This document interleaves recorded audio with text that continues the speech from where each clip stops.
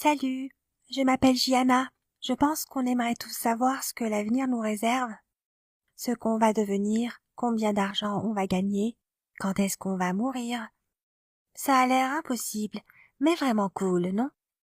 Eh bien, comme mon expérience me l'a montré, non en fait, ce n'est pas cool du tout. Je n'étais qu'une jeune fille de 15 ans, pleine d'ambition, de projets et de grands espoirs. J'avais une famille aimante, des amis et un petit copain. Que demander de plus? Mais pour une raison quelconque, tout ça allait disparaître. Ça a commencé avec quelques maux de tête bénins, mais je n'y ai pas vraiment fait attention. Puis, j'ai commencé à remarquer que j'étais toujours épuisée quand je me réveillais le matin. Mais encore une fois, ma seule hypothèse était que j'avais un emploi du temps trop chargé. Une fois, alors que je traînais avec mes amis, je me suis soudain évanouie et je me suis réveillée sur un brancard. Tout était un peu flou. Je voyais les visages terrifiés de mes amis autour de moi et j'entendais les voix des médecins qui disaient mon nom. J'ai finalement repris mes esprits à l'hôpital. J'avais le mal de tête le plus horrible de ma vie. Ma mère, mon père et mon frère aîné étaient là. Je leur ai demandé ce qui s'était passé et ma mère m'a dit qu'il y avait eu un accident, que je m'étais évanouie, que j'étais tombée sur le trottoir et je m'étais blessée à la tête, que mes amis avaient dû appeler une ambulance, mais qu'il n'y avait pas de quoi s'inquiéter. Les médecins m'ont promis que je rentrerais chez moi dès qu'ils auraient les résultats du scanner de la tête. Alors je me suis un peu calmée. Mais je voulais quitter cet endroit le plus vite possible, car tous ces médecins et les hôpitaux en général, ça me faisait flipper. Le lendemain matin, je trouvais que je me sentais beaucoup mieux. J'étais en train de préparer mon sac quand soudain, le docteur et mes parents sont entrés dans la chambre. Ma mère était toute pâle et mon père regardait par terre. Le docteur était très souriant et gentil avec moi. Il faisait des blagues, mais on aurait dit qu'il allait me dire quelque chose de sérieux. J'avais l'impression que toutes ces blagues annonçaient une mauvaise nouvelle. Et puis, il a dit ces mots qui ont résonné dans ma tête, encore et encore. Tumeur cérébrale inopérable. Stade 4. Personne ne pouvait dire combien de temps il me restait. Une semaine, un mois, le médecin m'a dit que je pouvais essayer la chimiothérapie, mais cela ne me ferait pas gagner beaucoup de temps de toute façon. La seule chose qu'il pouvait faire pour moi était de me prescrire des tonnes d'analgésiques pour m'aider à soulager les horribles maux de tête et douleurs dont j'allais souffrir. Tu ne peux pas imaginer ce que je ressentais. Pourquoi fallait-il que ça arrive? Pourquoi moi? J'étais tellement dévastée et abasourdie que je ne pouvais même pas pleurer. Après des heures de réflexion dans mon lit, je me suis mise d'accord avec moi-même. J'allais mourir, et il me restait peu de temps. Mais la dernière chose que je voulais, c'était passer ce temps précieux dans un hôpital avec une intraveineuse, perdre mes cheveux et ne pas pouvoir bouger. Je n'allais pas subir de chimiothérapie. Ça allait être compliqué d'annoncer ça à mes parents. Ce n'était pas du tout simple pour eux non plus d'accepter tout ça, mais à ma grande surprise, ils m'ont pleinement soutenue. Mon médecin de famille, lui, n'a pas du tout approuvé ma décision. Il m'a dit que je devais rester à l'hôpital sous surveillance médicale, mais j'ai défendu ma position. 2 jours plus tard, j'étais à la maison en train de prendre le petit déjeuner avec ma famille, comme si de rien n'était. Soudain, mon père m'a dit « Rien ne t'empêchera de vivre pleinement le reste de ta vie, ma courageuse fille. » Mes parents voulaient que je fasse une liste de choses que je voulais faire, essayer ou acheter, choisir les pays que je voulais visiter, et ils essaieraient de le faire pour moi. Je savais qu'on n'était pas une famille riche, mais mes parents avaient mis de l'argent de côté pour mes études, ce qui n'était donc plus nécessaire désormais. Mon frère aîné voulait même utiliser une partie de ses propres économies. J'étais vraiment touchée par leur générosité, et il ne m'a pas fallu longtemps pour m'asseoir et dresser ma liste de choses à faire. J'ai vécu les moments les plus incroyables et les plus excitants de ma vie. Nous sommes allés à Disney, à Paris et en Espagne. On a dormi dans des hôtels 5 étoiles où j'ai goûté toutes les saveurs de crème glacée imaginables, de gâteaux et de chocolat délicieux. Je me suis teint les cheveux en rouge, bleu, vert, ce que je n'avais jamais fait auparavant. Ma mère disait toujours que ça allait m'abîmer les cheveux, mais je n'avais plus à m'inquiéter pour ça. J'ai acheté de nouveaux vêtements et commandé des choses en ligne. Je ne suis même pas sûre que les princesses ont autant de choses dans la vie. Et en plus, je n'avais pas encore les douleurs que mon médecin m'avait prédit. Mais plus je m'amusais, plus je me sentais vide et indifférente. Mes amis venaient me rendre visite tous les jours et me disaient de jolies choses inspirantes. Mon petit ami, Walt, m'a apporté des cadeaux et m'a promis son amour éternel.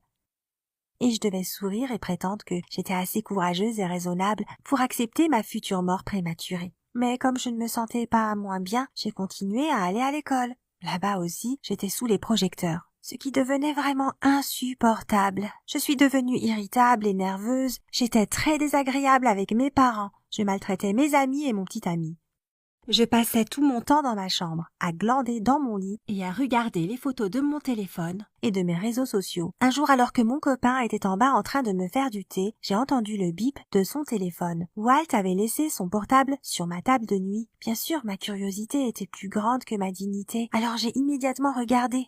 Et il s'est avéré que je suis tombée sur une discussion assez intéressante avec une autre fille de ma classe. Walt se plaignait de moi. Il disait que j'étais désagréable et gâtée et que la seule raison pour laquelle il n'avait toujours pas rompu avec moi était ma maladie. Mon cœur s'est brisé en 1000 morceaux. J'étais complètement effondrée. J'avais une boule dans la gorge et des larmes dans les yeux.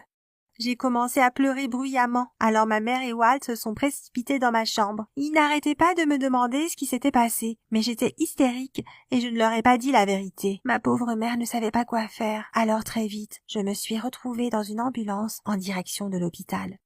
Il commençait à faire nuit et j'étais toute seule dans la chambre en train de penser que ma vie était inutile. Tout le monde m'avait menti, tout le monde m'avait trahi. Je n'avais plus rien à perdre et plus rien à souhaiter non plus. Si le monde est si méchant avec moi, pourquoi je devrais être gentille avec le monde?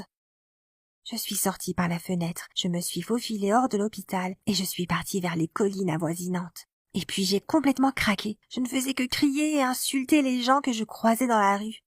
Et puis j'ai eu une idée. J'ai trouvé la maison où vivait la nouvelle petite copine de Walt et j'ai commencé à hurler des gros mots. Je criais si fort que tout le quartier pouvait m'entendre. J'ai vu des gens regarder par la fenêtre et me pointer du doigt. Mais je m'en fichais. J'ai aussi vu sa nouvelle petite chérie regarder par la fenêtre. Elle était en larmes, ce qui m'a vraiment fait plaisir. Mais ensuite, son père a ouvert la porte et a menacé d'appeler la police si je ne m'en allais pas immédiatement. Pas de problème, monsieur. Et je suis partie. J'avais dit tout ce que j'avais prévu de dire à cette stupide nana. J'ai erré dans la ville, jusqu'à l'aube, et j'ai commencé à avoir très faim. Je suis allée au supermarché, mais je n'avais pas d'argent. Un vol allait-il vraiment empirer ma situation de toute façon? Non. J'ai pris quelques biscuits et je me suis dirigée vers la sortie. Quand soudain la vendeuse s'est mise à crier « Au voleur !» Ce jour-là, mes aventures nocturnes m'ont amenée jusqu'au poste de police, ce qui a été un grand choc pour mes parents et par conséquent pour ma directrice d'école, Madame Evans. Quand je me suis présentée à l'école quelques jours plus tard, elle est venue dans notre classe et a commencé à me faire la leçon devant tous mes camarades de classe et devant le prof. Juste pour info, c'était la femme la plus méchante de la planète, détestée à la fois par les élèves et les enseignants. Mais personne n'aurait jamais osé dire quoi que ce soit contre elle, et devine quoi? Moi, je pouvais me le permettre dans ma position. Je lui ai souri et l'ai envoyée balader de la façon la plus irrespectueuse qui soit. La tête qu'elle a fait, ça n'avait pas de prix. Oh, je me suis sentie tellement satisfaite et heureuse à ce moment-là. Qu'est-ce qu'elle pouvait me faire? M'expulser? Même pas peur. Mais attends un peu la suite. Je me sentais tellement soulagée sur le chemin du retour, mais à la maison, j'ai trouvé mes parents en larmes. Ils se sont précipités vers moi et m'ont serré dans leurs bras. Maman a dit que l'impossible était arrivé. Ils avaient reçu un appel de l'hôpital. C'était mon médecin qui s'était excusé environ 1 million de fois, mais il s'est avéré qu'ils avaient inversé les scanners. Les scanners qui présentaient un cancer appartenaient à une femme de 80 ans qui avait le même nom et les mêmes initiales que moi. Tout cela semblait littéralement dingue.